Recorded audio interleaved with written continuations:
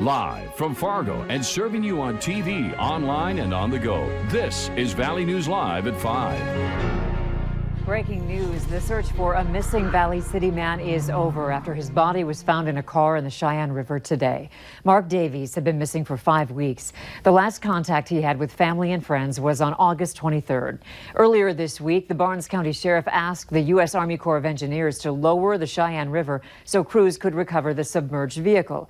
His body was found in the river about a mile north of Catherine, North Dakota. We have a reporter heading out there now. We'll have more details tonight at 9 on the Fargo CW and Valley News Live 10 at 10.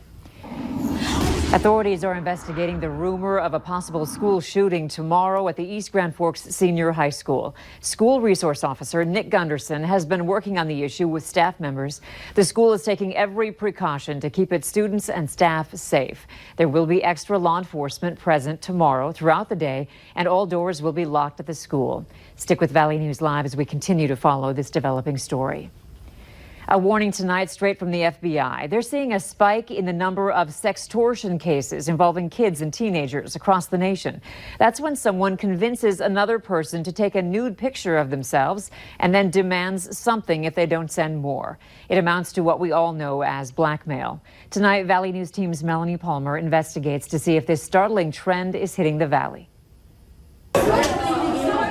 As students are just getting comfortable in their classes and getting to know their fellow classmates, there's a growing threat on social media. It's called sextortion. If you don't continue to do this, I'm going to publish this. Or if you don't continue to do this for me, I'm going to send it to your father. And Christopher Johnson with a Rape and Abuse Crisis Center tells us he's very familiar with these types of cases. And once again, the finger is being pointed at social media. The stereotype from the 70s and 80s was, having candy or, can you help me find my lost puppy? And so this is just kind of a reboot of that, but using technology. And it's not just adults doing this to minors, but it might be other students in your teenager's school. For example, a 16-year-old telling a 14-year-old they will share their nude pictures on social media. Kids feel as though I can say whatever because it's going to go away. And that's something Dana Strand with West Fargo Public Schools has seen firsthand. They come to us after the fact has happened, after the person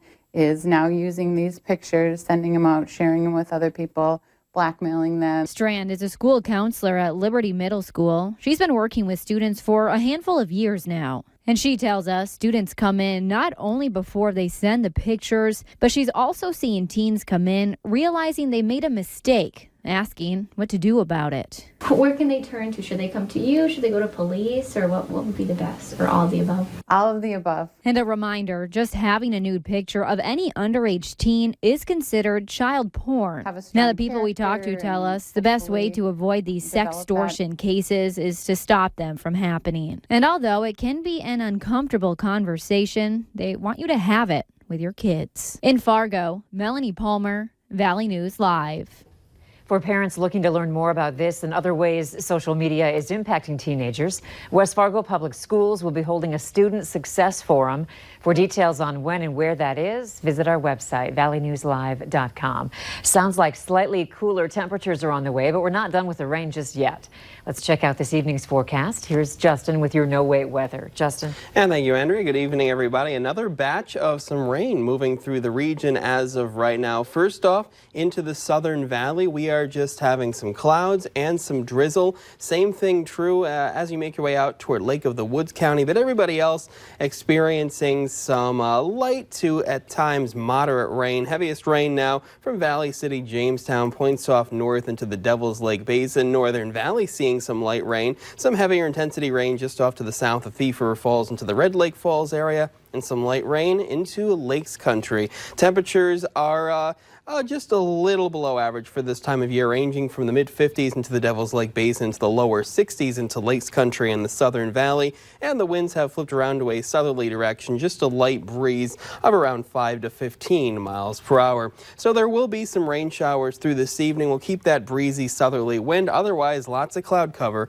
as temperatures stay near that 60-degree mark. Now, as we go through the weekend, we have a better chance of seeing a good amount of rain and then a cool down on the way by this time next week. We'll have the details on that later in the newscast. All right. Thanks, Justin.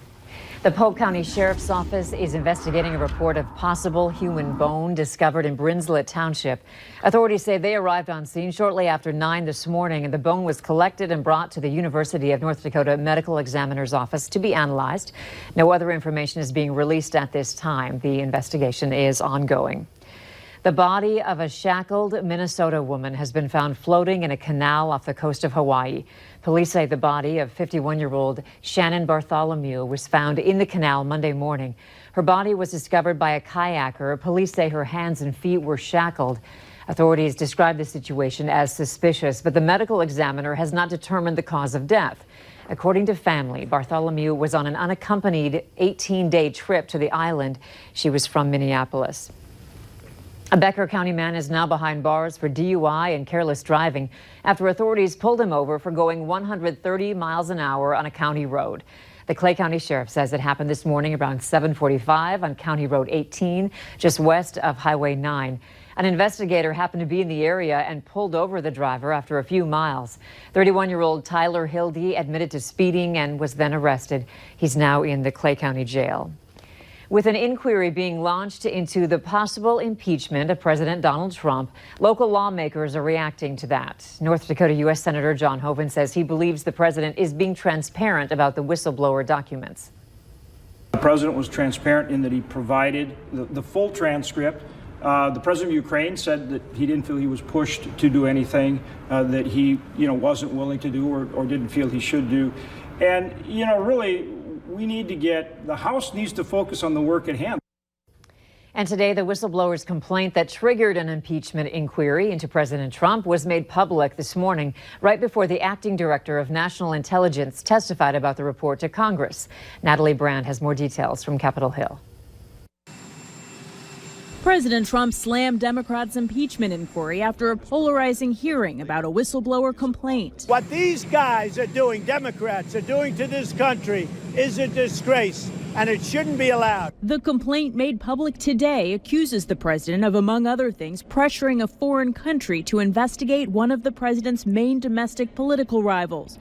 President Trump repeatedly urged Ukraine's president to investigate Joe Biden and his son Hunter during a July 25th phone call, according to White House notes of the call released Wednesday. What this whistleblower said about the nature of that call has been borne out in great detail by the call record that has now been released. The whistleblower complaint also alleges the White House sought to move the electronic transcript of the call to a different system used for classified material. Whatever other explanation there might be, an explanation is also that it is a cover-up.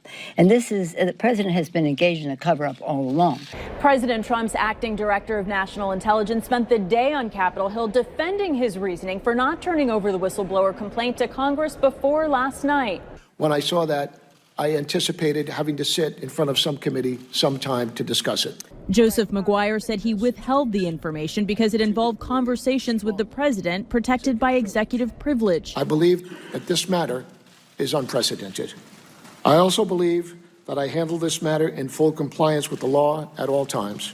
Republicans coming to the president's defense are focused on the whistleblower admitting to not being a direct witness to most of the events. President Trump should be allowed to know who these people are, because they're talking about impeaching him based on secondhand information. President Trump tweeted, "A whistleblower with secondhand information, another fake news story." Natalie Brand, CBS News, Capitol Hill. President Trump told donors at a fundraising breakfast this morning that whomever gave the whistleblower the information was almost a spy and suggested it might be treason. There's no disputing transportation is the leading cause of air pollution, so replacing more of Minnesota's 7 million gas and diesel-fueled vehicles with low or zero-emission electrics is a lofty goal. Governor Tim Walz will begin developing new clean car rules to enact California-like fuel standards in the state and enforce manufacturers to offer more electric vehicles for consumers to choose from. Manufacturers want to do this because the market is demanding these vehicles. This puts no burden on the consumer nor the dealerships. It simply allows the fleet, which is the manufacturers, have to meet those standards. Governor Walz says consumers want to do their part, but many electric vehicle models aren't even sold here. While environmental and Democratic leaders applaud the move, others worry it could hurt dealers. 80% of sales in the state are light trucks, SUVs, and minivans. Getting more electric vehicles on the road will require a larger network of charging stations.